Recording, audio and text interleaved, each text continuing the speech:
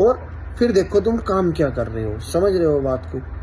देखो क्या, हाँ सेम काम कर रहे हो या कोई और सा काम कर रहे हो, यानी अकामा दूसरा काम दूसरा, तो इसमें तुम्हारा केस चलेगा। मेन चीज़ क्या है, सबूत बहुत ज़रूरी है। अगर तुम्हारे पास सबूत नहीं होंगे तो तुम क्या है इस चीज़ से हार जाओगे, पहली सुनवाई पे तुम्हारा केस खारिज हो जाएगा। जैसे कि सपोज करो तुम बोनस का केस कर रहे हो, ठीक है, तुमने सोचा कि भाई बोनस का हम केस कर दे या पासपोर्ट का हम केस कर दे या किसी और चीज़ का। तो देखो बोनस कंपनी के ऊपर होता है, कंपनी के ऊपर होगा वो सारा बोनस का सिस्टम, कंपनी देगी या नहीं। सपोज करो तुमने बोनस का केस करा, अब तुमने बोनस का केस कर दिया कंपनी पे, कंपनी बोल दे, ये रिपोर्ट दिखा दे कंपनी कि इस आदमी ने हमारे साथ काम अच्छा नहीं करा तो हम इसे बोनस क्यों दे। क्यों? बोनस ना तो किसी एग्रीमेंट में लिखा हुआ होता है और ना ही किसी चीज़ में, वो एक कंपनी की पर्सनल चॉइस है। एग्जाम्पल के तौर पे समझाता हूँ, जैसे कि हमारा इंश्योरेंस होता है, तो इंश्योरेंस किस चीज़ का होता है, हमारा हॉस्पिटल का होता है। यानी कि अगर हमारी डेथ हो जाए, उस इंश्योरेंस डेथ हो जाए किसी एक्सीडेंट में, तो हमें कोई क्लेम नहीं मिलेगा, समझ रहे हो बात को। क्यों? क्योंकि जो सऊदी अरब में जो इंश्योरेंस होते हैं लोगों के सिर्फ और सिर्फ मेडिकल इंश्योरेंस होते हैं, ना कि डेथ इंश्योरेंस जैसे अपने इधर LIC बीमा लेते हैं, समझ रहे हो बात को।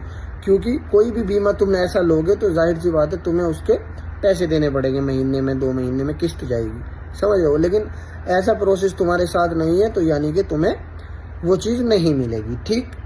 अब क्या होता है, कंपनी क्या होती है, कुछ कंपनी ऐसी होती है 5,000 रुपये देती है, कुछ कंपनी ऐसी होती है 10,000 रुपये देती है जब इंसान की डेथ हो जाती है खुद कंपनी में, कुछ ऐसी होती है 50,000 रुपये देंगी, कुछ ऐसी कंपनी है जो 1 लाख रुपये देंगी, ठीक है।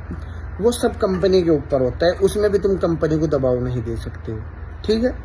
दूसरी चीज़, ऐसा ही केस के मामले में होता है, बोनस में वो कंपनी का मिजाज है, तुम्हारा मिजाज नहीं चलेगा, कंपनी का मिजाज चलेगा।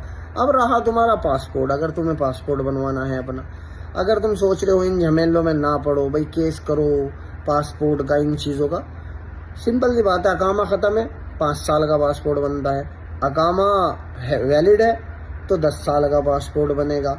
और इसमें तकरीबन तुम्हारे अगर अकामा वैलिड नहीं है, कोई डॉक्यूमेंट नहीं, तो इसमें तुम्हारे 700 से 800 रियाल का खर्चा आ जाएगा।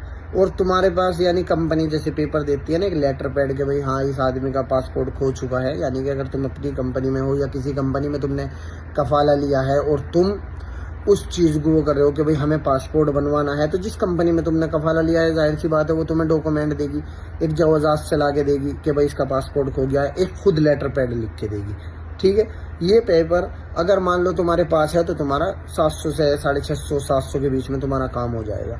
अगर ये पेपर नहीं है तो तुम पासपोर्ट ऑफिस में जाओगे, वो खुद ही तुम्हारे पेपर बना के तुम्हें देगा।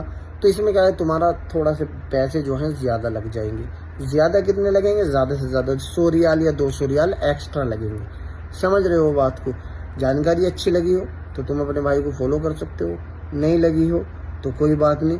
हर जानकारी हर किसी को अच्छी नहीं लगा करती और हर जानकारी हर किसी के लिए नहीं हुआ करती।